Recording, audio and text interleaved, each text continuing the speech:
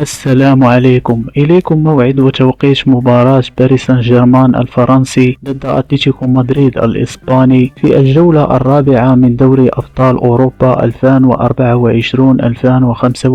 والقنوات الناقلة للمباراة. يحتل فريق باريس سان جيرمان الفرنسي المركز الثالث والعشرون برصيد 4 نقاط، بينما يحتل فريق أتلتيكو مدريد الإسباني المركز الثامن والعشرون برصيد 3 نقاط. ويستضيف فريق باريس سان جيرمان نادي أتلتيكو مدريد في الجولة الرابعة من دوري أبطال أوروبا على ملعب بارك دي برانس اليوم 6 نوفمبر 2024 في تمام الساعة 9 بتوقيت المغرب والجزائر و11 بتوقيت السعودية إن شاء الله. ومن المرتقب نقل هذه المباراة على قناة بين سبور HD1.